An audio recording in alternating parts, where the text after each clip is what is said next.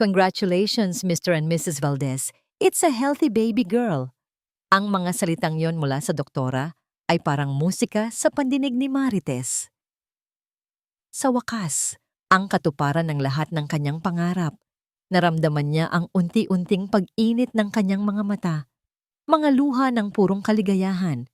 Hinigpitan niya ang hawak sa kamay ng kanyang asawa, ang nag-iisang Roberto Valdez, at dahan-dahan siyang lumingon dito. Handa nang salubungin ang nangiti nito, pero hindi ngiti ang nakita niya. Ang kaninang masayang mukha ni Roberto ay blangko.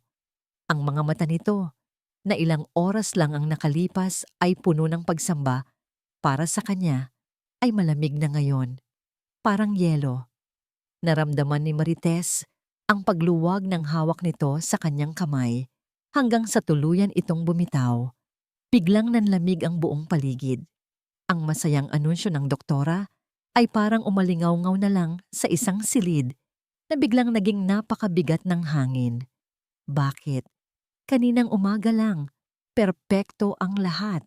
Naalala pa ni Marites ang amoy ng kape at sinangag na bumalot sa kanilang kusina. Pinanood niya si Roberto habang nag-aayos ito ng kanyang kurbata sa harap ng salamin, ang kanyang gwapong asawa. Ang CEO ng Valdez Group of Companies, ang lalaking nagbigay sa kanya ng lahat. "Good morning, my queen," bati nito nang makita siya sa refleksyon. Lumapit ito at niyakap siya mula sa likod. Ang mga kamay nito ay maingat na humaplos sa kanyang lumalaking tiyan. "At good morning din sa aking munting prinsipe o prinsesa." Isinandal ni Marites ang kanyang ulo sa dibdib nito. Ninamnam ang bawat segundo. Ito ang buhay na pinangarap niya. Isang mapagmahal na asawa, isang magandang bahay, at ngayon, isang anghel na malapit nang dumating. "Excited ka na ba, mahal?" tanong niya. "Sobra," bulong ni Roberto sa kanyang tenga.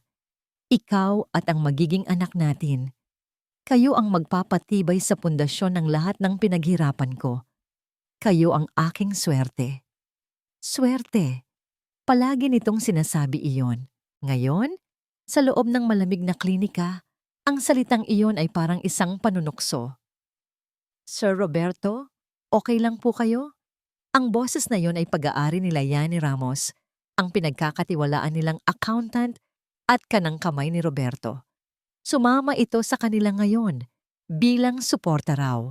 Ngunit sa paraan ng pagtingin nito kay Roberto, may kung anong kaba ang gumapang sa puso ni Marites. Hindi siya pinansin ni Liani. Ang mga mata nito ay nakatuon lamang sa kanyang asawa. Tumango lang si Roberto, hindi pa rin tumitingin kay Marites. "Yeah, I'm fine. Let's go." Ang pag-uwi nila ay binalot ng isang nakabibinging katahimikan. Hindi tulad ng dati, na puno ng kwentuhan at tawanan ang loob ng kanilang sasakyan. Ngayon, tanging ang tunog lang ng makina ang maririnig. Sinubukan ni Marites na basagin ang katahimikan. "Mahal, iniisip ko, maganda kayang ipangalan sa kanya ang Angela?" Hindi sumagot si Roberto. Ang mga kamay nito ay mahigpit na nakahawak sa manibela. Ang mga ugat sa braso ay bakat na bakat. "O baka Sofia," sabi nila. "Magandang pangalan daw yon." Dagdag pa ni Marites, ang boses ay unti-unti nang nanghihina. Wala pa ring sagot. Nang makarating sila sa kanilang mansyon, unang bumaba si Roberto. Hindi man lang siya pinagbuksan ng pinto, gaya ng palagi nitong ginagawa. Pumasok ito sa loob ng bahay na parang hindi siya kasama. Sumunod si Marites, ang bawat hakbang ay parang may bigat na 1 tonelada. Ang bahay na dati paraiso sa kanyang paningin ay tila naging isang malamig na hawla. Ang bawat sulok ay sumisigaw sa kanya na may nagbago, may mali. Naabutan niya si Roberto na nakatayo sa gitna ng sala, nakatalikod sa kanya. Nilakasan ni Marites ang kanyang loob. Kailangan niyang malaman. Kailangan niyang maintindihan. "Mahal." Nagsimula siya, ang boses ay nanginginig na. "Hindi ka ba masaya? Magkakaroon na tayo ng anak. Ng isang baby girl." Dahan-dahang humarap si Roberto. At sa sandaling iyon, Gusto na lang ni Marites na sana ay hindi na lang ito lumingon. Ang mga mata ng lalaking pinakasalan niya, ang mga matang nangako sa kanya ng habambuhay na pag-ibig, ay nakatingin sa kanya na parang isa siyang estranghero. Isang pagkakamali, isang bagay na kailangang itapon. Walang salitang lumabas sa bibig nito. Pero sa tingin pa lang nito, nabasa na ni Marites ang hatol, ang pagtakwil, ang pagsisisi. Parang may kung anong matulis na bagay ang biglang tumusok sa kanyang puso. Ang kaligayahang naramdaman niya kanina ay biglang napalitan ng isang matinding kirot na gumapang sa buo niyang katawan. Roberto, anong problema? Halos pabulong niyang tanong. Naglakad siya palapit, ang isang kamay ay nakaalalay pa rin sa kanyang tiyan, habang ang isa naman ay nanginginig na iniabot niya sa asawa. Hindi ba? Hindi ba ito ang gusto natin? Tumingin si Roberto sa kanyang kamay na nakaabot, pero hindi nito yun tinanggap. Sa halip, isang mapait na tawa ang kumawala sa mga labi nito. Ang gusto natin o ang gusto mo? Napaatras si Marites. Anong ibig mong sabihin? Ang lahat ng pinaghirapan ko, ang lahat ng binuo ko. Sabi ni Roberto, ang boses ay mahina pero puno ng bagsik. Baka mawala lang ng dahil dito. Itinuro nito ang kanyang tiyan. Ang tiyan kung saan naroon ang kanilang anak. Anong dahil dito? Hindi na napigilan ni Marites ang pagtaas ng kanyang boses. Anak natin ito, Roberto.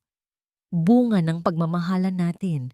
Paanong magiging dahilan yan ng pagkawala ng kahit ano? Hindi ito sumagot. Tinalikuran lang siya nito at naglakad papunta sa bintana. Tumanaw sa malawak nilang hardin na para bang doon nito hinahanap ang kasagutan. Sa gitna ng kanilang pagtatalo, lumitaw si Liane sa may pintuan ng sala. Maayos ang tindig nito, dala ang kanyang leather briefcase na para bang walang naririnig at walang nakikita sa tensyon sa pagitan nilang mag-asawa. Sir, sabi ni Liane sa isang formal na tono, pinapatawag na po kayo para sa emergency board meeting tungkol daw po sa bagong investor. Agad na lumingon si Roberto. Ang pagkainis sa mukha ay napalitan ng seryosong ekspresyon ng isang CEO. Tila sa isang iglap, nabura si Marites sa isipan nito. Ang tanging mahalaga na lang ay ang kumpanya, ang trabaho, ang pera. Okay, let's go, sabi ni Roberto. Dire-diretsong naglakad papunta sa pinto. Dumaan ito sa tabi ni Marites na parang hangin lang siya. Hindi siya nito tinapunan kahit isang sulyap. Habang papalayo ito, sa isang desperadong kilos, nahawakan ni Marites ang braso nito. Naramdaman niya ang paninigas ng mga kalamnan nito sa kanyang paghawak. Roberto, sandali. Pagmamakaawa niya, ang mga luha ay nagsimula ng mamuo sa kanyang mga mata. Mag-usap tayo, pakiusap. Hindi ko maintindihan. Huminga ito ng malalim, isang buntong hininga ng pagkasuklam. Tumingin si Marites sa mukha nito, naghahanap ng kahit katiting na bakas ng lalaking minahal niya. Mahal! Bulong niya, ang huling hibla ng pag-asa ay nasa kanyang boses. Hindi ka ba masaya? Huminto si Roberto.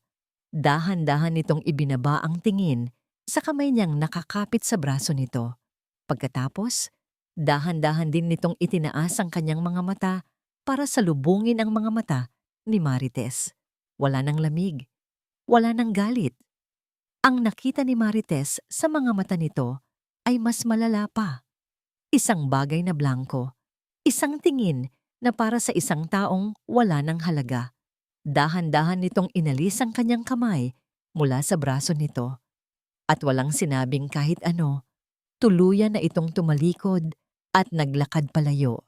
Kasunod si Liane na nag-iwan ng isang maliit, halos hindi mahahalata, na ngiti ng tagumpay. Naiwan si Marites na nakatayo sa gitna ng sala, mag-isa. Ang mga salita ng doktora ay umuulit sa kanyang isipan, hindi na bilang isang masayang balita, kundi bilang isang sumpa. It's a healthy baby girl. At sa unang pagkakataon, habang yakap-yakap ang sariling tiyan, naramdaman ni Marites ang isang matinding takot. Isang takot na hindi niya pa naramdaman kailanman. Napaupo siya sa malamig na sahig. Ang mamahaling Persian rug ay hindi man lang nagbigay ng anumang kaginhawaan. Niyakap niya ang kanyang mga tuhod. Ang isang kamay ay nanatiling nakapatong sa kanyang tiyan na para bang iyon na lang ang natatangi niyang kakampi sa buong mundo. Baka stressed lang siya sa trabaho, bulong niya sa sarili. Pilit na kumakapit sa pinakamaliit na hibla ng rason. Oo, yun lang siguro. Ang bagong investor. Ang kumpanya. Baka natatakot lang siyang hindi niya maibigay ang pinakamagandang buhay para sa atin. Pero habang sinasabi niya iyon, alam niyang niloloko niya lang ang kanyang sarili. Ang tingin na yon ni Roberto, hindi iyon tingin ng isang taong stressed lang. Iyon ay tingin ng isang taong nasuklam. Lumipas ang mga oras. Ang sikat ng araw na kanina'y nagbibigay liwanag sa kanilang sala ay dahan-dahang napalitan ng kulay kahel na dapit hapon. Pagkatapos ay tuluyan ng bumalot ang dilim. Ang mga ilaw sa labas ng mansyon ay automatikong bumukas, nagliliwanag sa isang hardin na walang nakakakita. Hindi kumain si Marites, hindi siya uminom, hindi siya gumalaw mula sa kanyang kinauupuan. Tanging ang marahan at halos hindi maramdamang paggalaw sa loob ng kanyang sinapupunan ang nagpapaalala sa kanya na hindi siya nag-iisa. Narinig niya ang pagdating ng sasakyan ni Roberto. Isang maliit na pag-asa ang sumibol sa kanyang dibdib. Baka kumalma na ito. Baka napagtanto na nitong mali ang kanyang inasal. Ngunit hindi ito dumiretso sa sala. Narinig niya ang mga yapak nito na umakyat sa ikalawang palapag. Pero hindi papunta sa kanilang kwarto. Dumiretso ito sa home office nito sa kabilang dulo ng pasilyo. Ilang minuto pa, narinig niya ang mahinang pag-uusap. Boses ni Roberto at boses ng isang babae. Boses ni Lian. Bakit narito pa rin si Lian? Gabi na. Pinilit ni Marites na tumayo. Nanginginig ang kanyang mga tuhod, ngunit pinilit niyang humakbang. Kailangan niya ng kasagutan. Hindi niya kayang matulog ngayong gabi nang may ganitong kabigat na pasan-pasan. Dahan-dahan siyang umakyat sa hagdanan. Bawat hakbang ay maingat para hindi makalikha ng ingay. Sinundan niya ang mga boses hanggang sa marating niya ang pinto ng opisina ni Roberto. Bahagya itong nakaawang. Sumilip siya sa maliit na siwang. Nakita niya si Roberto na nakatayo, nakatalikod sa pinto, habang si Lian ay komportableng nakaupo sa silya sa likod ng mamahaling mesa ng kanyang asawa. Ang silya kung saan si Roberto lang ang dapat na nakaupo. Sigurado ka na ba sa desisyon mo, sir? Narinig niyang tanong ni Liane. Ang boses ay kalmado at puno ng kontrol. Wala nang atrasan ito. Napigil ni Marites ang kanyang hininga. Ang puso niya ay kumakabog ng napakabilis na para bang gusto nitong kumawala sa kanyang dibdib. Isang mahabang katahimikan. Pagkatapos, nagsalita si Roberto. Ang boses nito ay walang emosyon, malamig at pinal. Kailanman ay hindi ako nagkamali sa mga desisyon ko sa negosyo, Lian, sabi nito. At ito, isa lang din itong masamang investment. Isang problema na kailangang ayusin. Gumuho ang mundo ni Marites. Ang ito na tinutukoy ni Roberto, alam niyang hindi lang ito basta sitwasyon. Ang tinutukoy nito ay siya at ang walang muwang na sanggol sa kanyang sinapupunan. Hindi sila pamilya sa paningin nito. Isa lamang silang problema. Isang masamang investment. Isang bagay na kailangang ayusin. Napatakip si Marites sa kanyang bibig upang pigilan ang isang hikbi at dahan-dahan siyang umatras palayo sa pinto. Ang bawat hakbang paatras ay isang paglalakbay papalayo mula sa buhay na kanyang pinangarap at papalapit sa isang bangungot na hindi niya alam kung paano tatakasan. Kinabukasan, umaasa si Marites na isa lang masamang panaginip ang lahat, na magigising siya sa yakap ni Roberto at sa mga halik nito, tulad ng dati.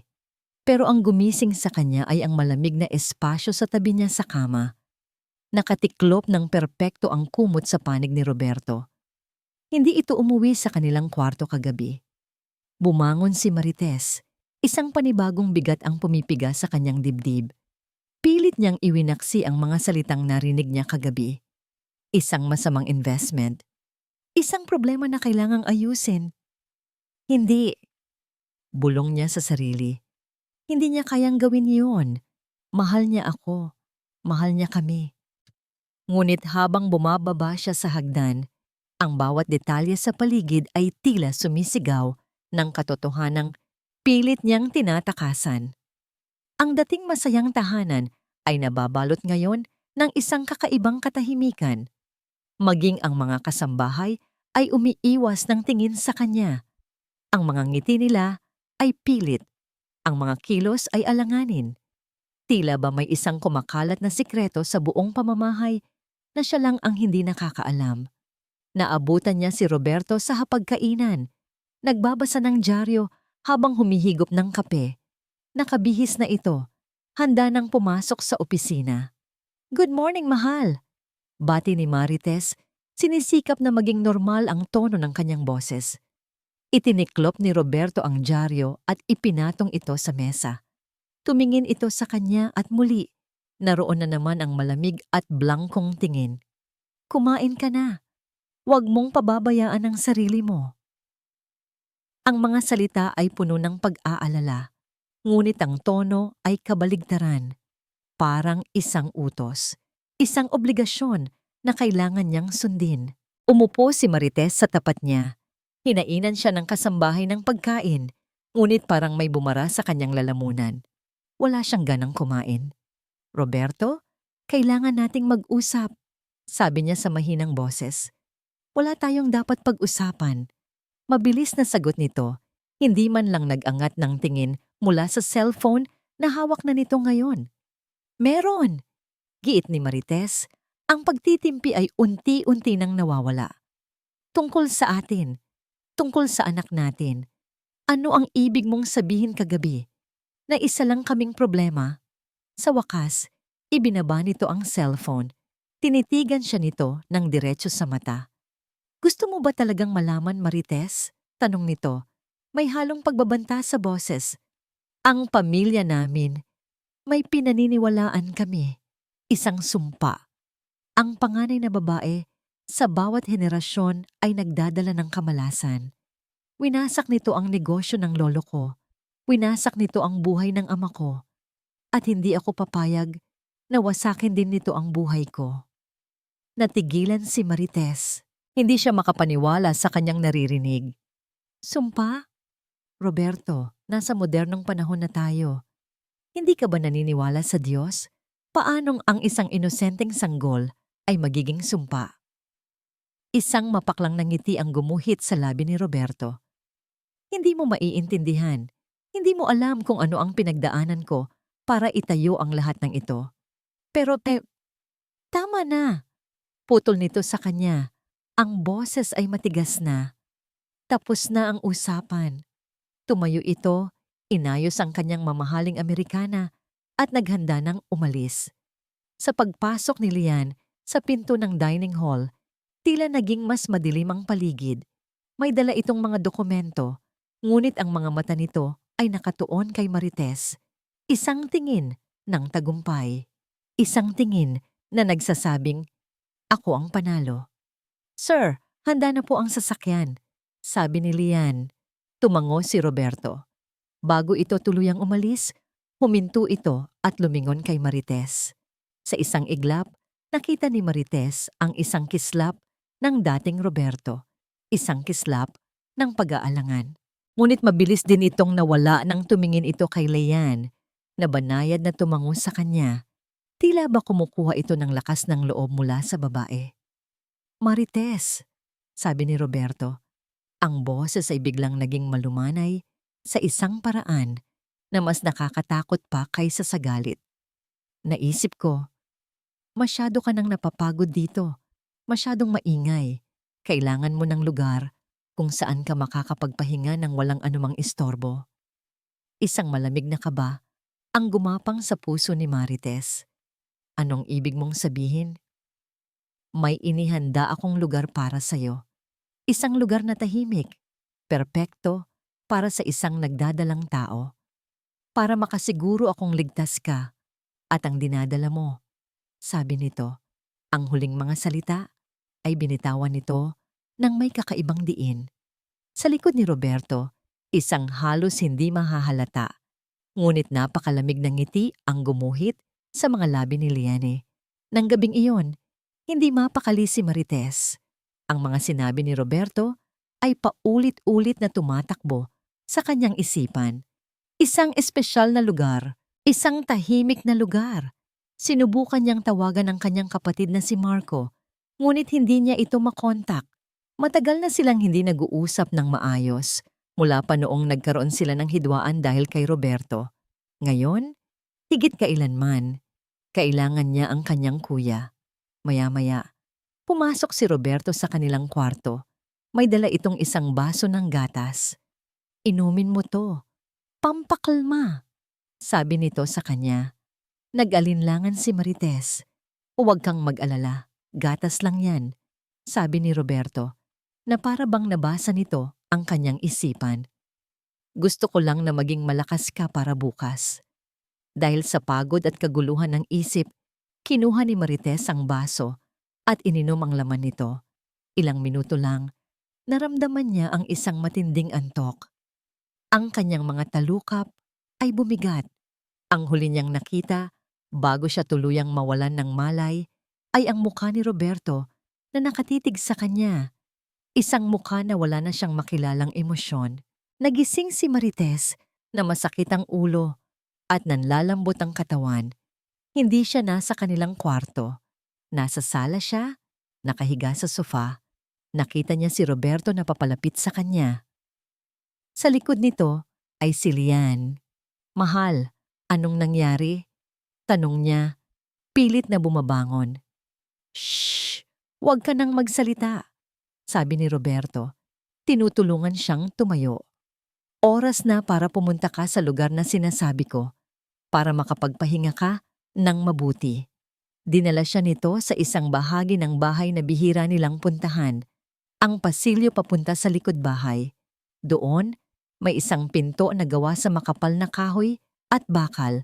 Ang pinto papunta sa basement, ang lumang cellar. Roberto, anong ginagawa natin dito? Tanong ni Marites. Ang takot ay nagsisimula ng bumalik. Halika, mahal. May inihanda akong espesyal na lugar para makapagpahinga ka ng mabuti. Ulit ni Roberto, ang nangiti sa kanyang mga labi ay hindi umaabot sa kanyang mga mata. Hawak nito ang kanyang braso nang may puwersa habang binubuksan ni Liane ang mabigat na pinto. Isang amoy ng alikabok at mamasa-masang lupa ang sumalubong sa kanila, madilim sa loob. Itinulak siya nito nang marahan papasok. Dito ka muna, para sa ikabubuti mo. Roberto, huwag, natatakot ako. Sigaw ni Marites, sinusubukang kumawala. Pero huli na ang lahat. Isang malakas na tunog ng bakal ang narinig niya. Ang pinto ay isinara. Pagkatapos, ang kalansing ng kandado. Naiwan siya sa ganap na kadiliman. Isang malakas, nakabibinging kalabog. Iyon ang tunog ng mabigat na pintong bakal na isinara. Sinundan iyon ng tunog ng bakal na dumadampi sa kapwa bakal, ang pagbaba ng rehas. At pagkatapos, ang huling tunog na tuluyang dumurog sa puso ni Marites. Ang pag-ikot ng susi sa seradura. Click! Ang tunog ng katapusan. Naiwan siya sa ganap na kadiliman. Ang tanging nararamdaman niya ay ang malamig at mamasa-masang hangin na may daladalang amoy ng alikabok at pagkabulok. Roberto? Mahal? Sinubukan niyang tawagin. Ang boses ay nanginginig. Ito ba'y isang masamang biro? Pakiusap, hindi ito nakakatuwa. Walang sumagot. Tanging ang alingaungaw lamang ng sarili niyang boses ang bumalik sa kanya. Biglang bumuhos ang takot sa kanyang sistema. Dinala siya ng kanyang mga paa Sa kung saan, sa tingin niya naroon ang pinto. Kinapa niya ang malamig na bakal. "Roberto, buksan mo ito!" Sigaw niya, ang kanyang mga palad ay malakas na dumadagundong sa pinto. "Pakiusap! Liane! May tao ba riyan?" Walang sagot. Lalo niyang nilakasan ang pagkalampag. Hindi na alintana ang sakit sa kanyang mga kamay. Ang bawat kalabog ay isang sigaw ng pag-asa. Ang bawat sigaw ay isang dasal na sana'y nagkakamali lang siya. "Tulong! Parang awa niyo na! Buksan niyo ang pinto!" Maya-maya, isang maliit na parihabang liwanag ang biglang bumukas malapit sa itaas na bahagi ng pinto. Isang maliit na siwang na may rehas na bakal, at sa likod ng rehas na yon, isang mukha ang dahan-dahang lumitaw. Ang mukha ni Liane. Nakangiti ito. Isang ngiting puno ng lason at tagumpay. "Huwag ka nang mag-aksaya ng lakas, Marites," sabi ni Liane. Ang boses ay malinaw at mapang-asar. "Walang makakarinig sa'yo rito." "Lian, anong ibig sabihin nito? Nasaan si Roberto? Pakiusap, tulungan mo ako." Pagmamakaawa ni Marites, ang mga luha ay malaya nang dumadaloy sa kanyang mga pisngi. Humalakhak si Lian, isang tunog na mas masakit pa sa sampal. "Tulungan ka? Bakit naman kita tutulungan? Dito ang lugar para sa mga bagay na nagdadala ng kamalasan, Marites. At ikaw, kasama ng yan." Itinuro ng tingin nito ang kanyang tiyan. "Kayo ang pinakamalaking kamalasan sa buhay ni Roberto." "Walang hiya ka. Hayop ka!" sigaw ni Marites. "Ako pa ang hayop," sagot ni Lian. "Sino ba ang pilit na ipinanganak ang isang sumpa? At least ako, tinutulungan ko si Sir Roberto na protektahan ang lahat ng pinaghirapan niya. Samantalang ikaw ang sisira sa kanya." Biglang may isa pang boses na narinig si Marites mula sa likuran ni Liane. Isang boses na kilalang kilala niya. Ang boses na minsan ay nangharana sa kanya. Ang boses na nangako sa kanya ng langit. "Para din ito sa ikabubuti mo, Marites," sabi ni Roberto. Malamig, walang emosyon, at ng kumpanya. "Roberto?" Halos hindi makapagsalita si Marites sa tindi ng sakit. "Paano mo nagagawa sa akin ito? Sa anak mo?" "Hindi ko yan, anak." Mabilis na sagot nito. Isa yang pagkakamali. Ang liwanag mula sa siwang ay biglang nawala. Isinara na ulit ito. Ang mga yapak nila ay papalayo na. Naiwan si Marites sa dilim. Ang mga salita ni Roberto ay paulit-ulit na tumatatak sa kanyang isipan. "Hindi ko yan, anak." Isa yang pagkakamali. Napaluhod siya sa malamig na semento. Ang lakas na ginamit niya sa pagkalampag kanina ay biglang naglaho. Wala nang natira kundi ang isang umaapaw na kawalan ng pag-asa. Humagulgol siya. Ang mga hikbi ay sinasalamin ng mga pader na bato ng kanyang kulungan. Ang bawat patak ng luha ay nagdadala ng alaala. Ang kanilang kasal, ang mga pangako, ang mga pangarap na sabay nilang binuo. Lahat ng yun, kasinungalingan lang pala. Isang magandang palabas na siya pala ang huling nakaalam. Isinandal niya ang kanyang likod sa malamig na pinto. Dahan-dahang dumudulas pa ibaba, hanggang sa tuluyan siyang mapaupo sa sahig na basa at magaspang. Niyakap niya ang kanyang mga binti. Ang mukha ay ibinaon sa kanyang mga tuhod. Ang kanyang perpektong mundo ay gumuho sa loob lamang ng 24 na oras. Ang lalaking kanyang pinagkatiwalaan ng kanyang puso, ng kanyang buhay, at ng kinabukasan ng kanilang anak. Ang siya mismong nagkulong sa kanya sa impyernong ito. "Bakit, Roberto? Bakit?" tanong niya sa hangin. Ang boses ay paos at basag. Ang tanging sumagot ay ang nakabibinging katahimikan. Kinapa ni Marites ang paligid. Ang mga kamay niya ay dumampi sa mga bagay na magaspang, mga lumang kahon, mga sirang kasangkapan. May naamoy siyang parang nabubulok na daga sa isang sulok. Ang hangin ay mabigat at mahirap hingahan. Ito na ba ang magiging libingan niya? Nila ng kanyang anak? Isang marahas na hindi ang namutawi sa kanyang isipan. Sa gitna ng kadiliman at pagdurusa, isang bagay ang nagsimulang mag-apoy sa loob niya. Isang bagay na mas malakas pa sa takot at sakit. Isang bagay na primal at hindi mapapasuko. Ang pagiging isang ina. Dahan-dahan niyang inilapat ang nanginginig niyang mga kamay sa kanyang tiyan. Sa ilalim ng mga palad niya, naramdaman niya ang bahagyang pagtibok, ang buhay na nakadepende sa kanya, ang kanyang anak, ang kanyang inosenteng anghel. Walang kasalanan ng batang ito. Hindi siya isang sumpa, hindi siya isang pagkakamali. Siya ang kanyang anak. At sa sandaling iyon, isang bagong determinasyon ang isinilang mula sa abo ng kanyang nawasak na puso. Maaring kinuha ni Roberto ang kanyang kalayaan. Maaring dinurog nito ang kanyang tiwala. Ngunit may isang bagay na hinding-hindi nito makukuha sa kanya. Ang karapatan niyang lumaban para sa kanyang anak. Pinunasan ni Marites ang kanyang mga luha. Ang pag-iyak ay hindi makakatulong. Ang pagmamakaawa ay wala ring silbi. Anak ko, bulong niya sa kadiliman. Ang boses ay mahina, ngunit puno ng isang bagong tuklas na tapang. Huwag kang mag-alala. Gagawin ni nanay ang lahat. Hindi kita pababayaan. Mabubuhay tayo. Pareho tayong mabubuhay. Pero habang binibigkas niya ang mga salitang iyon, narinig niya ang isang tunog mula sa labas ng pinto. Isang boses. Ang boses ni Roberto. Hindi ito para sa kanya. Ito ay isang utos na ibinibigay sa kung sino man sa labas. At ang mga salitang narinig niya ay tuluyang nagyelo sa dugo sa kanyang mga ugat. Winawasak ang anumang pag-asa na kanyang pinanghahawakan. Ang bawat salita ay isang patalim na tumusok ng diretso sa kanyang kaluluwa. Huwag na huwag ninyong bibigyan ng kahit anong pagkain o tubig hanggat hindi ko sinasabi. Utos nito, ang boses ay walang awa. Isang maikling katahimikan. At pagkatapos, ang huling hatol. Babae lang yan, hindi niya kailangan mabuhay.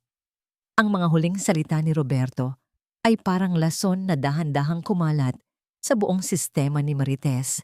Pinapatay ang bawat hibla ng pag-asa na kanyang pinanghahawakan. Babae lang yan, hindi niya kailangan mabuhay. Sa unang ilang oras, o marahil ay araw, hindi na niya alam. Wala siyang ginawa kundi titigan ng kawalan. Ang kanyang isipan ay manhid. Ang kanyang katawan ay ayaw ng gumalaw. Ang gutom at uhaw ay nagsimula ng manukso. Isang matalas na kirot sa kanyang tiyan at isang nakakapasong pagkatuyo sa kanyang lalamunan. Ngunit sa tuwing ipipikit niya ang kanyang mga mata, isang munting mukha ang kanyang nakikita. Isang mukha na hindi pa niya nasisilayan, ngunit nararamdaman niya ang bawat tibok ng puso nito. Ang kanyang anak na babae. Isang umaga, isang maliit na piraso ng tuyong tinapay ang itinulak sa ilalim ng pinto. Walang salita, walang anumang tunog maliban sa pag-scrape nito sa magaspang na semento. Tinitigan lang yon ni Marites. Pagkain ng aso. Mas masahol pa. Ngunit ang kumakalam niyang tiyan ay sumisigaw. At mas malakas pa roon, isang boses sa kanyang isipan ang nagsasabi, kailangan mong kumain. Kailangan niyang kumain. Gumapang siya papunta sa tinapay.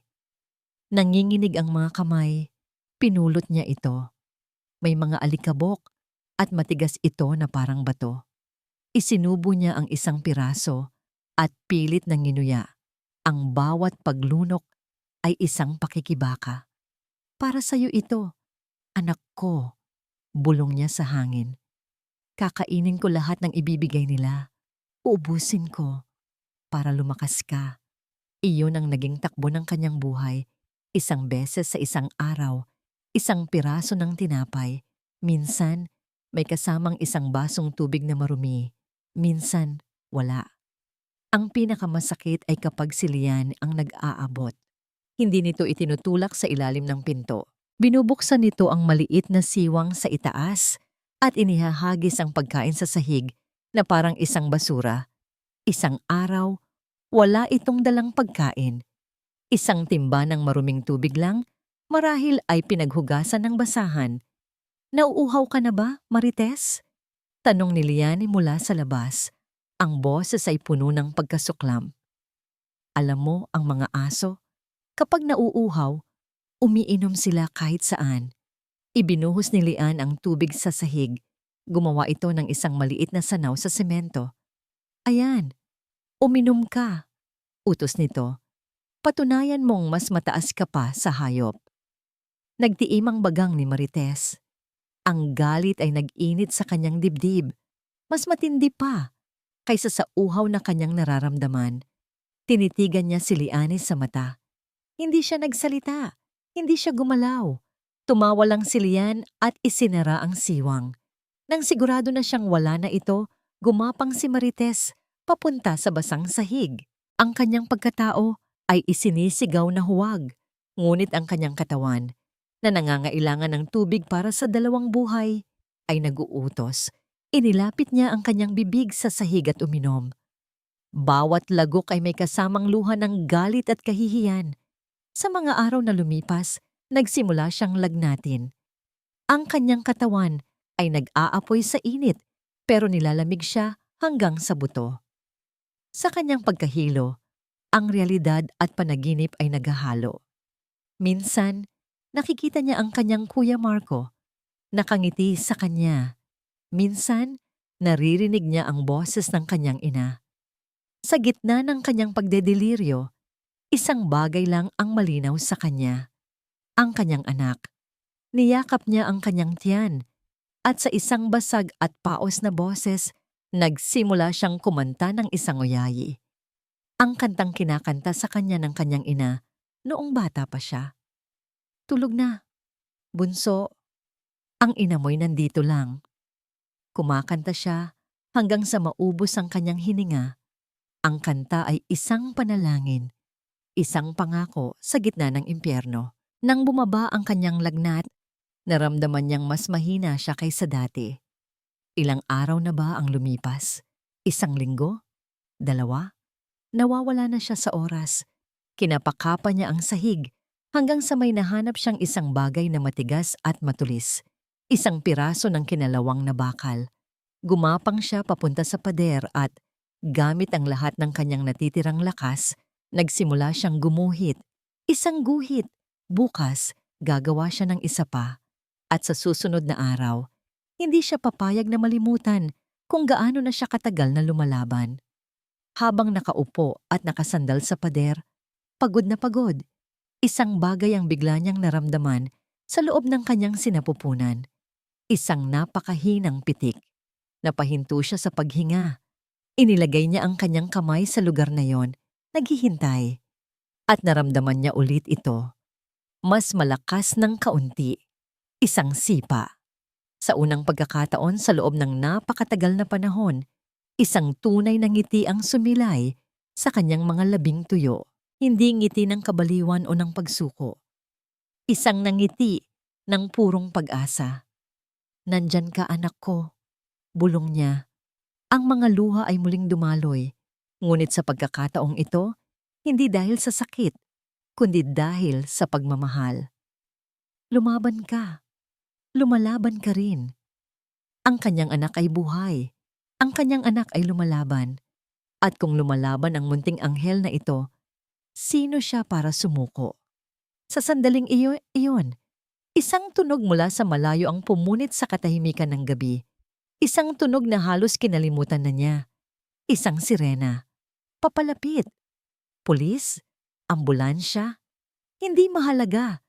Isang biglaang bugso ng adrenaline ang dumaloy sa kanyang mga ugat. Pinilit niyang tumayo, nangangatog ang mga tuhod at nagmamadaling lumapit sa pinto. Ginamit niya ang lahat ng lakas na ibinibigay sa kanya ng pag-asa. Tulong! Sigaw niya, ang boses ay garalgal at basag. Tulong! Nandito ako! Ibinuhos niya ang lahat sa sigaw na yon. Pagkatapos, kinalampag niya ang pinto, gamit ang kanyang mga kamao, paulit-ulit.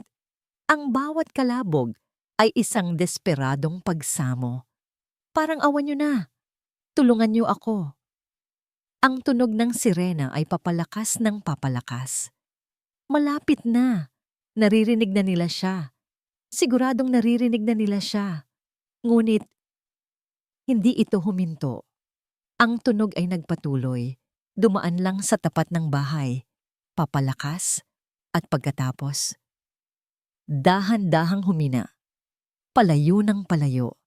Hanggang sa ang tanging natira na lang ay ang muling paghahari ng nakabibinging katahimikan at ang mahinang tunog ng kanyang sariling puso na unti-unting nadudurog. Libu-libong milya ang layo mula sa madilim na basement kung saan si Marites ay nakikipaglaban para sa kanyang buhay. Isang eroplano ang lumapag sa Ninoy Aquino International Airport. Mula sa hanay ng mga pasaherong bumababa, isang lalaki ang humakbang palabas.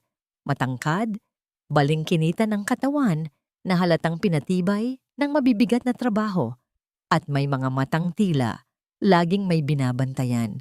Siya si Marco de la Cruz at umuwi na siya. Habang naglalakad siya palabas ng airport, isang pamilyar na bigat ang muling dumagan sa kanyang dibdib. 5 taon. 5 taon na siyang umalis, dala ang kahihiyan at galit. Galit kay Roberto Valde at galit sa sarili. Ang huli nilang pag-uusap ni Marites ay isang sigawan. "Kuya, hindi mo naiintindihan. Mahal ako ni Roberto." Sigaw nito sa kanya noon. "Hindi kanya mahal, Tess. Ginagamit ka lang niya." Ganting sigaw niya. Magigising ka isang araw at makikita mong niloloko mo lang ang sarili mo. Hindi siya pinakinggan at siya, dahil sa sariling pride at sa utang na loob na hindi niya kayang bayaran kay Roberto, ay tinalikuran na lang ito. Ngayon, habang nasa loob ng taxi papunta sa syudad, tinawagan niya ang numero ng kapatid. Isang ring, 2, 3. "The number you have dialed is currently unavailable. Please try your call later." Kumunot ang noo ni Marco. Imposibleng hindi makontak si Marites. Ang cellphone na nito ay parang karugtong na ng kanyang kamay. Sinubukan niya ulit. Ganoon pa rin.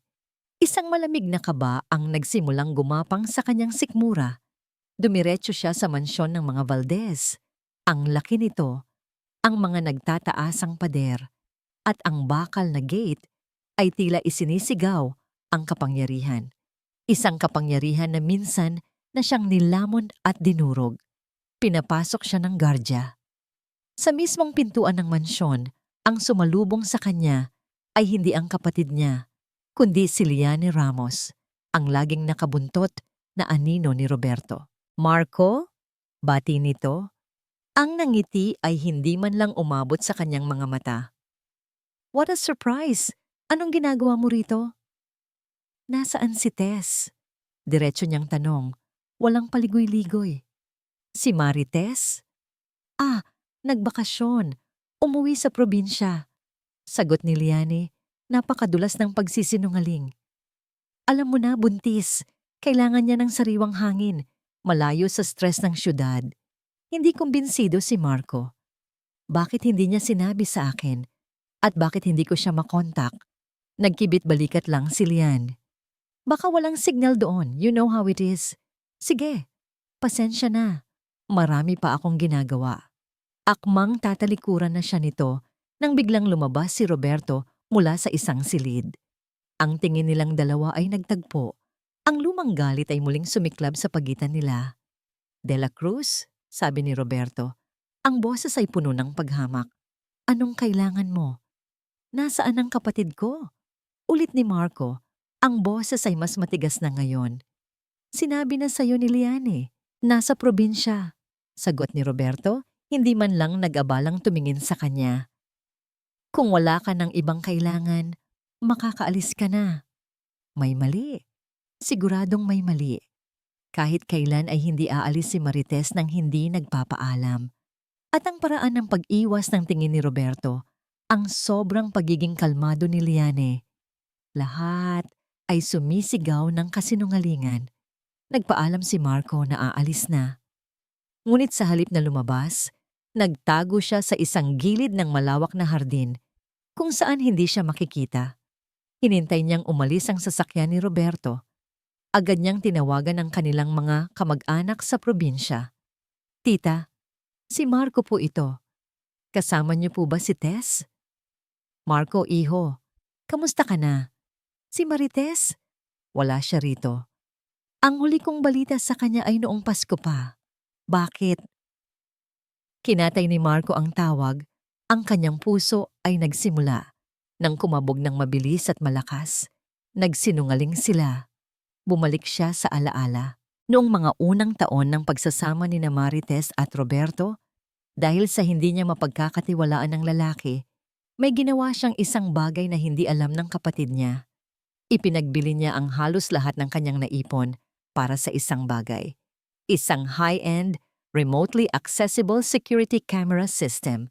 Ipinakabit niya ito sa isang kaibigan na security expert. 4 na maliliit, halos hindi mapapansing camera sa mga strategic na lugar sa loob ng mansyon, sa sala, sa kusina, sa pasilyo sa itaas, at isa sa labas na nakatutok sa main door. Sinabi niya kay Marites na regalo niya yon para sa seguridad ng bahay. Ang hindi nito alam, tanging siya lang ang may remote access sa mga files nito. Isang paraan para bantayan ang kapatid niya mula sa malayo. Matagal na rin mula noong huli niyang sinilip iyon. Ngayon, kailangan niya itong buksan. Pumunta siya sa pinakamalapit na internet cafe. Ginamit niya ang isang luma at naka-encrypt na laptop na palagi niyang dala. Nanginginig ang kanyang mga kamay habang tinatype niya ang mga password. Connecting to server. Accessing files. Loading live feed. Nag-load ang 4 na screen sa kanyang laptop. Ang sala. Ang kusina. Ang pasilyo. Lahat ay tahimik at walang tao. Normal. Sinimulan niyang iscan ang mga recorded files mula sa mga nakaraang linggo. Araw-araw, nakikita niya si Marites, masaya at malusog. Hanggang sa isang araw, bigla na lang itong nawala sa lahat ng camera feed. Ang huling recording kung saan nakita niya si Marites ay sa sala. Nakaupo ito sa sahig, umiiyak. Pagkatapos ay nawala na. Hindi na ito muling lumitaw sa kusina o sa kanilang kwarto. Saan ito nagpunta? Binalikan niya ang mga recording mula sa camera sa pasilyo sa itaas. Wala. Tanging si Roberto at Leyani lang ang palaging dumadaan. Paulit-ulit niyang pinanood ang mga huling sandali. At doon, may napansin siyang isang detalye. Isang bagay na paulit-ulit na ginagawa ni Lian, araw-araw, sa parehong oras. Dala ang isang tray na may kaunting pagkain. Hindi ito pumupunta sa kusina o sa dining room. Naglalakad ito papunta sa isang direksyon na hindi abot ng kamera. Papunta sa pinto patungo sa basement. At sa bawat pagbalik nito, wala nang laman ng tray. Nanigas si Marco sa kanyang upuan. Isang napakasamang kutob ang biglang bumalot sa kanya. Imposible. Hindi nila kayang gawin yon. Ginalaw niya ang kanyang mouse at pinindot ang live feed. Sa screen ng camera sa sala, nakita niya si Liane na naglalakad. May dalang isang pirasong tinapay. Dumiretso ito sa direksyon ng basement. Ilang minuto siyang naghintay. Ang kanyang paghinga ay halos mapigil. Pagkatapos, lumitaw ulit si Liane sa camera. Pabalik mula sa basement. Wala na ang tinapay sa kanyang kamay. Parang isang suntok sa sikmura ang epekto kay Marco ng kanyang nakita. Hindi siya makahinga. Ang mga kamay niya ay nagsimulang manginig habang nakatitig sa screen ng laptop. Ang tahimik at eleganteng mansyon na nakikita niya sa video ay biglang naging isang lugar ng purong kasamaan sa kanyang imahinasyon. Hindi maari. Pilit niyang iwinaksi ang ideya, ngunit ang ebidensya ay nasa harap na niya. Nanginginig ang daliri, pinindot niya ang rewind function. Kailangan niyang makita, kailangan niyang malaman ng lahat. Binalikan niya ang araw kung kailan huling nakita si Marites sa sala. Noong araw na umiiyak ito. Pinanood niyang muli ang eksena. Nakita niya kung paano pilit na pinatayo ni Roberto ang kanyang kapatid. Kitang-kita niya ang takot sa mukha ni Tess habang kinaladkad ito ni Roberto papunta sa direksyon na hindi sakop ng kamera. Ang direksyon papunta sa basement. Isang nag-aapoy na galit ang nagsimulang umakyat mula sa kanyang sikmura papunta sa kanyang lalamunan. Ang bawat paghinga niya ay naging mabigat. Pinabilis niya ang pag-scan sa mga recordings. Araw-araw, gabi-gabi. Nakita niya ang paulit-ulit na routine. Si Liane na may dalang tray o minsan ay timba. Si Roberto na paminsan-minsan ay sumusunod. Ang mukha ay laging madilim at walang emosyon. At si Marites? Wala. Parang isang multo na lang sa sarili nitong pamamahay. Nasaan ka, Tess? Nasaan ka? Bulong niya sa harap ng screen. Muli niyang pinag-aralan ang mga anggulo ng kamera. Ang kamera sa sala, nakatutok ito sa pangkalahatang lugar. Ngunit ang audio nito, sensitibo ang mikropono. Kayang makuha ang mga tunog kahit mula sa malayo. Nag-focus siya sa audio track. Isinaksak niya ang kanyang earphones at itinaas ang volume sa pinakamataas. Pilit niyang pinakinggan ang mga tunog sa likod ng normal na ingay ng bahay. Ang tunog ng aircon, ang mahinang ugong ng ref mula sa kusina. At pagkatapos, narinig niya ito. Isang napakahinang tunog. Paulit-ulit. Isang kalampag. Isinara niya ang kanyang mga mata at nag-concentrate. Hindi lang ito basta kalampag. May kasama itong sigaw. Isang sigaw na halos hindi na marinig. Garalgal at puno ng desperasyon. Isang boses na kilalang kilala niya. Ang boses ng kanyang kapatid. Tulong! Tulungan niyo ako! Agad na namasa ang mga mata ni Marco. Ang kapatid niya. Ang kanyang maliit na kapatid. Humihingi ng tulong at walang sino man ang nakakarinig. Napapikit siya ng mariin. Patawarin mo ako, Tess. Patawarin mo ako. Ang bawat segundo ng panunood niya ay parang isang paglalakbay sa impyerno. Itinuon niya ang pansin sa isang recording noong nakaraang gabi.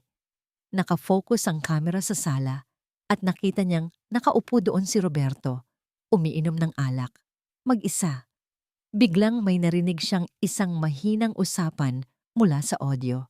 Hindi ito nanggagaling sa sala, nanggagaling ito mula sa intercom system ng bahay na nakakonekta sa gate. Ang boses ay pag-aari ni Liane na kausap ang gwardya. May naghahanap kay Sir. Isang Marco de la Cruz daw. Napahinto sa pag-inom si Roberto. Ang kanyang mukha ay biglang nagpakita ng isang emosyon na hindi pa nakikita ni Marco dati. Takot. Narinig niya ang sagot ni Roberto. Malinaw at malakas. Sabihin mong wala ako. At bukas, sabihin ninyong nasa probinsya si Marites. Huwag ninyong papasukin ang taong yan. Isang piraso ng yelo ang tila bumaon sa puso ni Marco. Alam nilang darating siya at pinaghandaan nila ito. Ang galit sa kanyang dibdib ay sumabog. Hindi na ito isang nagbabagang apoy. Isa na itong rumaragas ang impyerno. Ang bawat hibla ng kanyang pagkatao ay sumisigaw ng paghihiganti. Mabilis niyang isinaksak ang isang external hard drive sa laptop. Kinopya niya ang lahat. Bawat segundo ng pagdurusa ni Marites. Bawat paglabas-masok ni na Roberto at Lian sa basement. Bawat salitang nagpapatunay sa kanilang krimen. Ito ang kanyang bala. Ito ang magiging katapusan nila. Nang matapos ang pag-download, tinanggal niya ang hard drive at isinilid ito nang ligtas sa kanyang bulsa. Tumingin siya sa labas ng bintana ng internet cafe. Ang langit ay kulay abo. Nagbabadyang bumuhos ang isang malakas na ulan. Parang nakikidalamhati ang panahon sa kanyang nararamdaman. Kailangan na niyang kumilos. Hindi na siya pwedeng maghintay pa ng pulis. Bawat minutong lumilipas ay isang minutong nasa panganib ang buhay ng kanyang kapatid at ng pamangkin niya. Siya mismo ang kukuha kay Marites. Lumabas siya ng cafe at naglakad sa gitna ng nagsisimulang ambon. Pumunta siya sa likod ng isang hardware store at bumili ng isang bagay na matagal na niyang hindi nahahawakan. Isang bakal na crowbar, mabigat at malamig. Habang mahigpit niya itong hawak, ang mga buto sa kanyang mga daliri ay namuti sa higpit ng kapit. Tumingala siya sa madilim na langit, hinayaan ng ulan, nabasain ang kanyang mukha. Isang imahe lang ang nasa kanyang isipan, ang mukha ni Roberto Valdez. Ang mga mata ni Marco ay nagliliyab sa galit, isang mapanganib na apoy na kayang tumupok ng lahat. At sa ilalim ng buhos ng ulan, isang pangako ang binitawan niya sa hangin.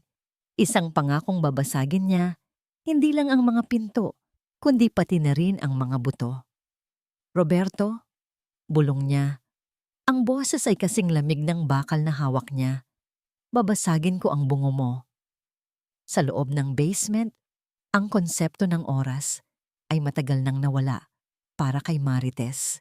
Ang tanging palatandaan niya ng paglipas ng araw at gabi ay ang pagdating ng piraso ng tinapay.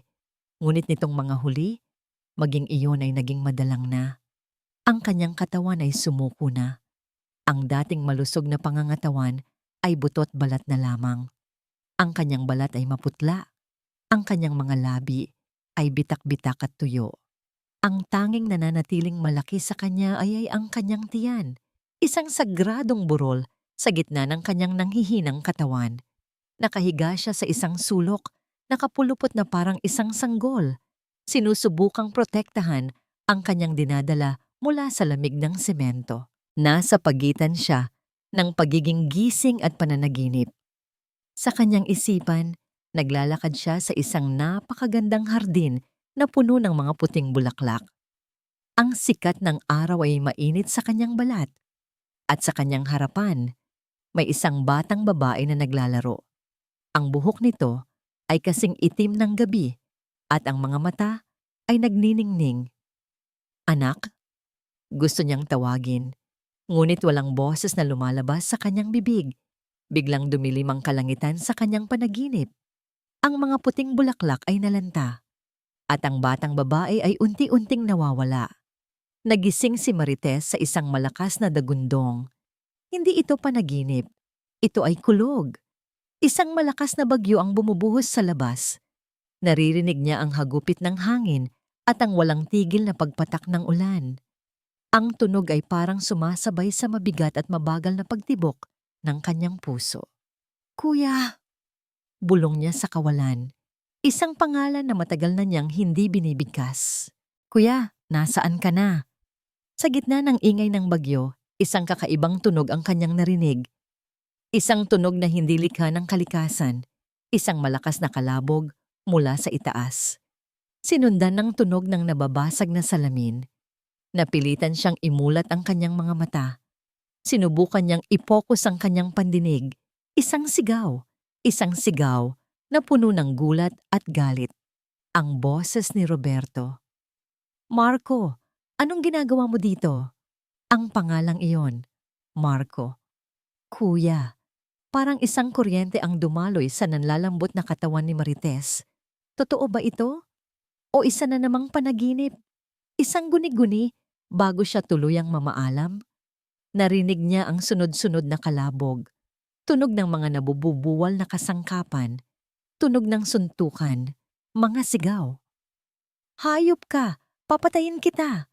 Sigaw ni Roberto. Unahin mo muna ang sarili mo.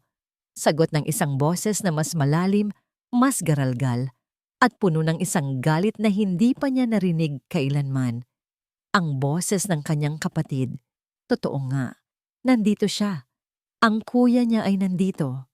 Isang maliit na ningas ng pag-asa ang nagsimulang magliyab sa kanyang dibdib.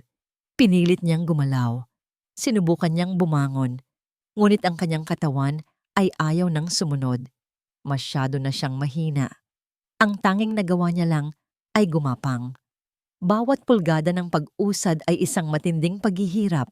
Ang magaspang na semento ay sumusugat sa kanyang mga palad at tuhod. Kuya! Bulong niya. Ang boses ay hindi man lang marinig kahit ng sarili niya. Ang mga tunog sa itaas ay papalapit ng papalapit sa direksyon niya. Naririnig na niya ang mga ito sa mismong tapat ng pinto ng basement. Bigla, Isang napakalakas na yabag ang yumanig sa pintong bakal. Bang! Napapikit si Marites. Bang! Muli. Mas malakas. Ang buong pinto ay umuuga. Bang! Narinig niya ang sigaw ni Lian. Roberto, gawin mo ang lahat. Huwag mo siyang hahayaang makapasok. Isang panibagong kalabog. At isa pa. Walang tigil. Ang bawat dagundong ay parang tibok ng puso ng isang higanteng nagwawala. Isang puwersa ng kalikasan na gustong wasakin ang lahat ng nakaharang sa kanyang daan. Sa gitna ng lahat ng ito, ang tanging nagawa ni Marites ay yakapin ng mahigpit ang kanyang tiyan. Ang kanyang mga labi ay gumagalaw sa isang panalangin na walang tunog. Anak ko, kapit lang. Parating na ang tulong. Kapit lang. Isang huling nakabibinging dagundong ang narinig niya. Ang tunog ng nabaling bakal at nawasak na kahoy. Ang seradura ay sumuko. Dahan-dahan, bumukas ang pinto. Sa isang iglap, isang kidlat ang gumuhit sa kalangitan sa labas, nagbibigay liwanag sa pasilyo. At sa liwanag na yon, isang anino ang tumambad sa may pintuan. Isang mataas at basang-basa na anino. Nakatayo ito roon. Ang dibdib ay umaakyat baba sa tindi ng pagod at galit. Hindi makapaniwala si Marites. Dahan-dahan niyang itinaas ang kanyang paningin. Ang mukha na iyon, mas tumanda ng ilang taon.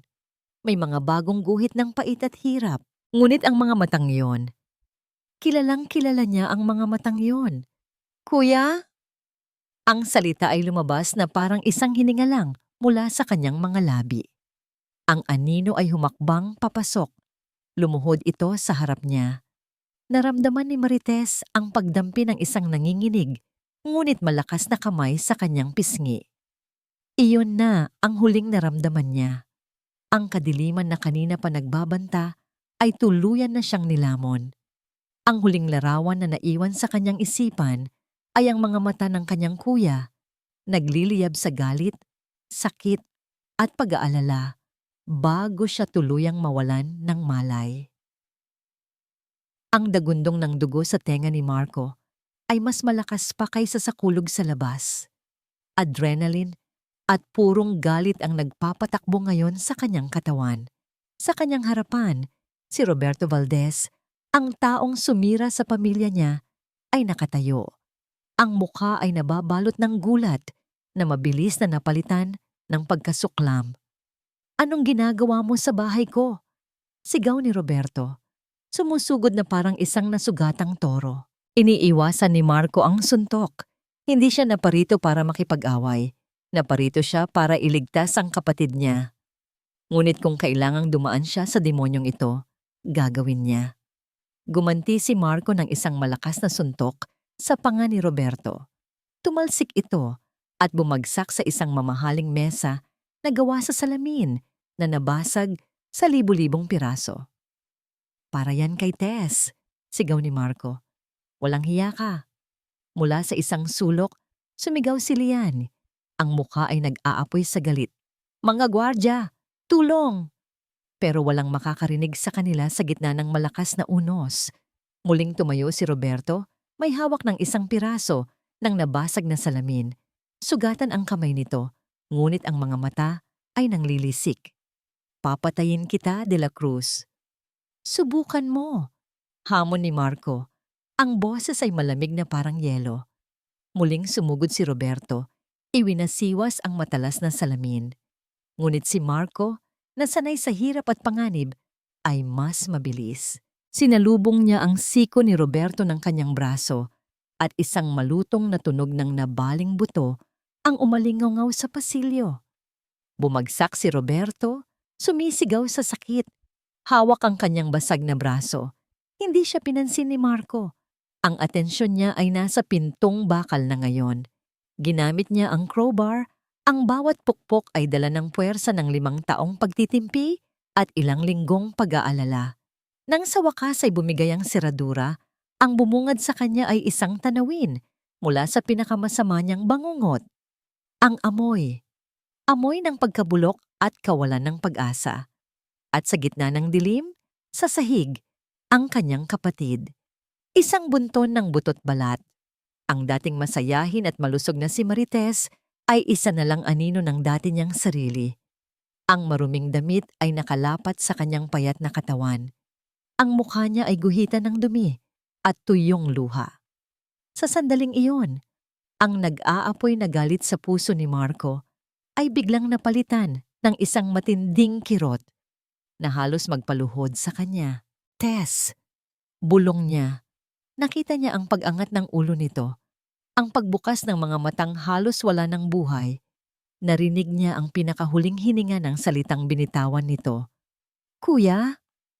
At bumagsak ito. Walang pag-aalinlangan, binuhat niya si Marites.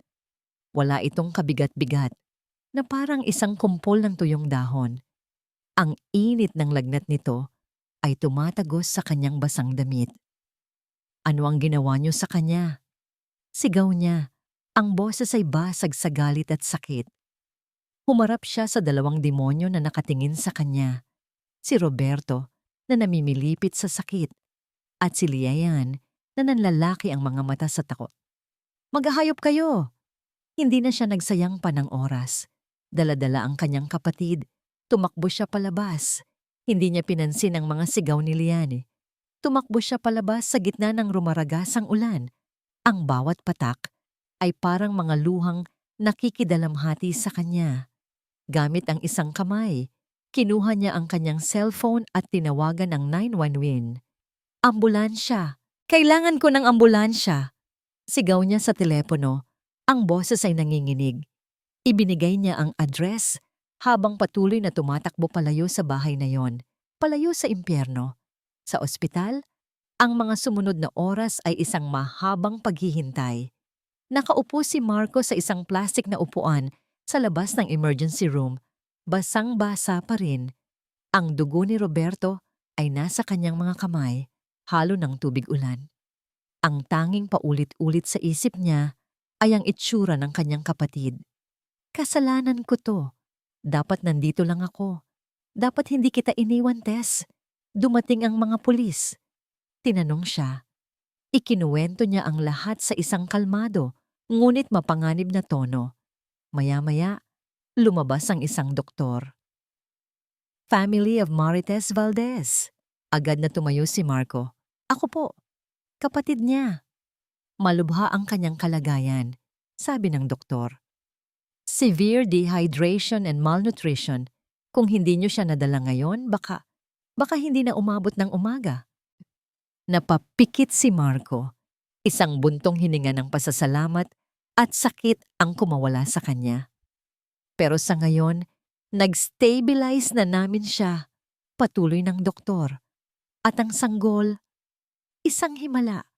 Sa kabila ng lahat, malakas ang tibok ng puso niya. Isang tunay na palaban, tulad ng nanay niya. Sa wakas, isang tunay na luhang pumatak mula sa mga mata ni Marco. Dinala siya ng mga pulis sa istasyon para sa isang formal na salaysay. Doon, sa isang maliit na silid, inilabas niya ang kanyang laptop at ang hard drive. Hindi niyo kailangang maniwala sa salita ko, sabi ni Marco. Panoorin ninyo. Ipinakita niya sa kanila ang lahat. Ang pagkaladkad kay Marites, ang araw-araw na paghahagis ng pagkain, ang mga salitang binitawan ni Roberto. Ang mukha ng hepe ng pulisya ay dahan-dahang nagbago mula sa pagiging profesional patungo sa isang maskara ng purong galit. Nakakuyom ang kamao nito sa ibabaw ng mesa. Ilabas ang arrest warrant para kina Roberto Valdez at Liane Ramos. Utos ng hepe sa kanyang mga tauhan. Mga kasong attempted murder, illegal detention, at grave threats. Sir, sabi ng isang pulis na pumasok sa silid, nakatanggap kami ng tawag mula sa airport security. May 2 taong nagmamadaling mag-book ng international flight. Ang mga pangalan, Roberto Valdez at Liane Ramos. Agad na tumayo ang hepe, ang mga mata ay nag-aapoy. Tumingin ito kay Marco. Nasa airport sila ngayon. Papunta na kami doon. Ang Ninoy Aquino International Airport ay abala gaya ng dati. Ngunit para kina Roberto at Liane, Ang bawat anunsyo ng flight, ang bawat tunog ng humihilang maleta ay parang isang martilyo na pumupukpok sa kanilang mga ugat. "Bilis!" sabi ni Roberto. Hila-hila si Lian. Ang kanyang braso ay nakabalot sa isang mamahaling scarf, isang desperadong tangka na itago ang pinsala. Bawat galaw ay nagdudulot ng matinding sakit, ngunit mas matindi ang takot na nagahari sa kanya. "Kalma ka lang, sir," sabi ni Lian, bagamat ang sarili niyang boses ay nanginginig. "Nakabook na tayo. Ilang minuto na lang, makakaalis na tayo sa impyernong bansang to. Dapat pinatay na natin siya," bulong ni Roberto. Ang mga mata ay ligaw na tumitingin sa paligid. "Dapat pinatay na natin silang dalawa." "Huli na para dyan. Ang mahalaga ngayon ay ang makatakas," sagot ni Lian. Nasa pila na sila para sa immigration, malapit na. Ilang hakbang na lang, ang kalayaan. "Mr. Roberto Valdez, Miss Liana Ramos," isang boses, kalmado, ngunit may awtoridad, ang tumawag sa kanilang mga pangalan. Nanigas silang dalawa. Dahan-dahan silang lumingon. 4 na unipormadong pulis kasama ang isang nakabarong na opisyal ang nakatayo sa likuran nila. Ang kanilang mga mukha ay seryoso at walang emosyon. "May I see your passports, please?" sabi ng opisyal. Sa isang iglap, nag-iba ang anyo ni Roberto. Mula sa isang takas, naging arugante siyang muli. "Do you know who I am? I am Roberto Valdez, CEO of "Alam namin kung sino ka," putol ng opisyal. "At inaaresto namin kayo para sa mga kasong attempted murder at illegal detention kay Mrs. Marites de la Cruz Valdez." Gumuho ang mundo ni Liane. Walang katotohanan yan. Gawa-gawa lang yan ng kapatid niyang ex-convict. "May karapatan kayong manahimik," patuloy ng pulis, habang ipinuposas ang kanilang mga kamay sa likod. Ang tunog ng pag-click ng posas ay umalingaw-ngaw sa gitna ng airport terminal. Lahat ng tao sa paligid ay nakatingin. Ang ilan ay naglalabas ng cellphone para kumuha ng video. Ang perpektong imahe ni Roberto Valdez ay nabasag. Ang natira ay isang duwag na lalaking nanginginig habang dinadala ng mga pulis. Ang kanyang mukha ay nakunan ng lahat ng kamera. Samantala, sa isang tahimik na silid sa ospital, iminulat ni Marites ang kanyang mga mata. Ang una niyang nakita ay ang puting kisame, amoy gamot, malinis. Lumingon siya sa gilid. Nakita niya ang kanyang Kuya Marco, nakaupo sa isang silya. Ang muka ay pagod, ngunit ang mga mata ay puno ng pag-aalaga. Nakatulog ito sa pagbabantay sa kanya. "Kuya!" Ang boses niya ay mahina, ngunit sapat na para magising si Marco. "Tess!" Agad itong lumapit sa kanya. "Gising ka na. Salamat sa Diyos." Ang mga ala-ala ay bumalik kay Marites na parang isang malakas na alon. Ang dilim, ang gutom, ang sakit. Si Roberto?" tanong niya, nanginginig. Hinawakan ni Marco ang kanyang kamay. Ang init nito ay nagbigay ng kapanatagan sa kanya. "Huwag mo na siyang isipin, Tess. Tapos na." Anong nangyari?" "Nahuli na sila. Sa airport, habang sinusubukang tumakas," sabi ni Marco. "Haharapin nila ang batas. Magbabayad sila sa lahat ng ginawa nila sa'yo." Nagsimulang mamasa ang mga mata ni Marites, hindi dahil sa galit o sakit, kundi dahil sa wakas, nararamdaman niyang ligtas na siya. Ikinuwento ni Marco ang lahat, ang pag-uwi niya, ang hinala, ang mga kamera, ang pagtunton sa kanya. Habang nagsasalita ito, si Marites ay tahimik lang na nakikinig. Ang mga luha ay patuloy na dumadaloy. "Patawarin mo ako, Tess," sabi ni Marco. Ang boses ay basag. "Dapat hindi kita iniwan. Kung nandito lang sana ako." "Shh!" Putol ni Marites. Hinigpitan ng hawak sa kamay nito. "Nandito ka na ngayon, kuya. Yun ang mahalaga. Iniligtas mo ako. Sa interrogation room, si Roberto ay tikom ang bibig. Hinihintay ang kanyang mga abogado. Ngunit si Liane, sa kabilang silid ay ibang-iba. Una, nagmatigas siya. Ngunit nang ipakita sa kanya ng mga investigador ang video, ang paghahagis niya ng pagkain, ang pagbuhos ng tubig, alam niyang wala na siyang takas. At doon, isang nakakakilabot na pagbabago ang nangyari. Nagsimula siyang tumawa. Isang tawa na hindi normal.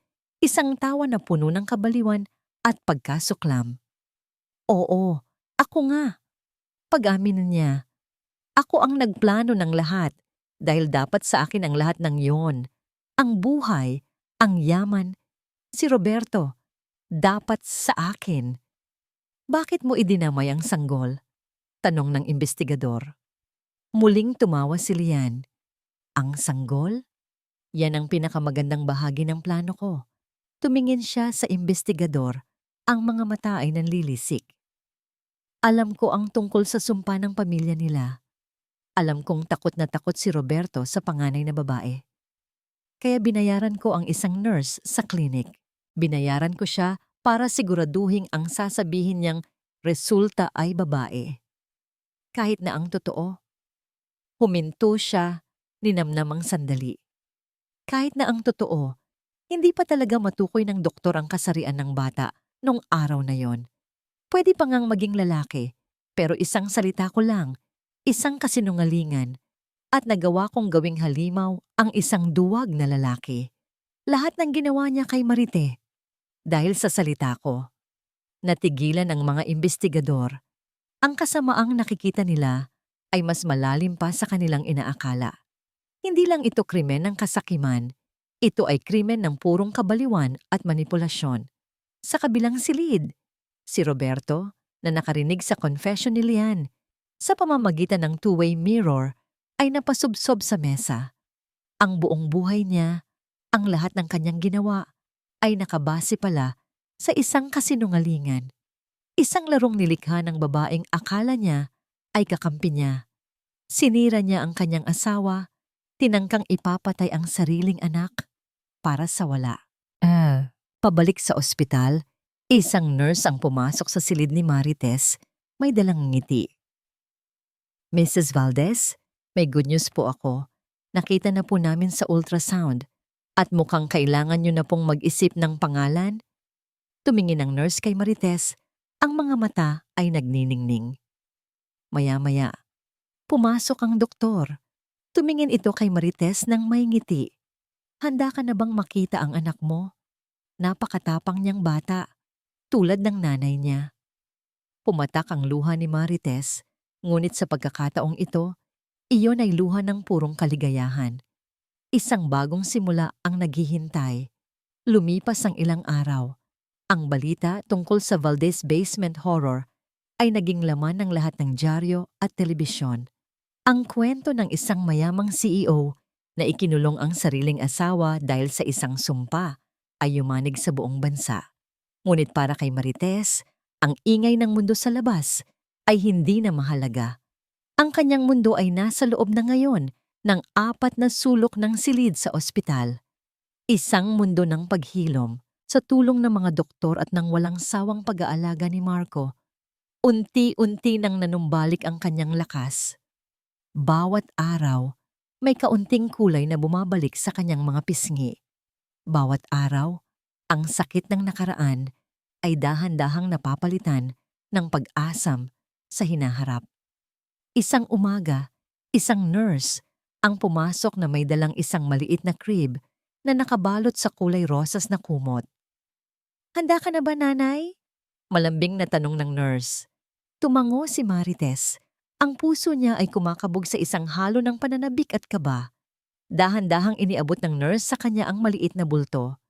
Sa unang pagkakataon, nayakap ni Marites ang kanyang anak. Ang lahat ng sakit, lahat ng hirap, lahat ng luha, biglang naglaho.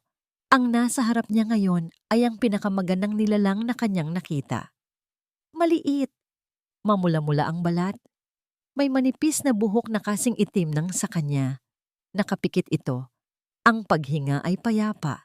Inaplos ni Marites ang malambot nitong pisngi gamit ang kanyang daliri. Sa pagdampi ng kanyang balat, dahan-dahang iminulat ng sanggol ang mga mata nito. Mga matang malalim, madilim, at puno ng inosenteng pagtitiwala. Napahagulgol si Marites, hindi ng sakit, kundi ng isang pag-ibig na napakatindi, na halos hindi niya kayang ilagay sa mga salita. "Anak ko," bulong niya, "nandito ka na. Ligtas ka na." Sa may pintuan, tahimik na nanonood si Marco. Walang salitang namutawi sa kanyang labi. Tanging isang nangiti lang na puno ng kaligayahan para sa kapatid na minsan na niyang inakalang mawawala sa kanya. Ilang araw pa, habang karga-karga ni Marites ang kanyang anak, napanood niya sa balita ang hatol para kina Roberto at Lian. Reclusion perpetua, habang buhay na pagkabilanggo, walang parole. Nakita niya ang mukha ni Roberto sa TV, walang emosyon, isang basag na lalaki. Si Liane naman ay sumisigaw at nagwawala, habang kinaladkad palayo. Walang naramdamang galit o saya si Marites, tanging isang pakiramdam ng pagsasara ng isang pinto. Dahan-dahan niyang pinatay ang telebisyon gamit ang remote. Ang kabanatang yon ng kanyang buhay ay tapos na. "Panahon na para sa bagong simula, anak," sabi niya sa sanggol. "At kailangan mo ng pangalan." Tumingin siya sa bintana. Ang araw ay sumisikat. Ang mga unang sinag nito ay nagbibigay ng ginintuang kulay sa buong silid. Isang bagong araw, isang bagong pag-asa. "Liwayway," bulong niya. "Ang pangalan mo ay Liwayway." Parang isang sagot, ngumiti ang sanggol sa unang pagkakataon. Pagkalipas ng isang linggo, lumabas na sila ng ospital. Hindi na sila bumalik sa mansyon ng mga Valdez. Iyon ay bahagi na ng isang bangungot. Sa tulong ni Marco, nagsimula sila sa isang maliit, simpleng apartment na may tanawin ng syudad. Isang umaga, habang natutulog si Liwayway sa kanyang duyan, tumayo si Marites sa tabi ng bintana. Karga ang isang tasa ng mainit na kape. Pinanood niya ang paggising ng syudad. Hindi na siya ang dating Marites.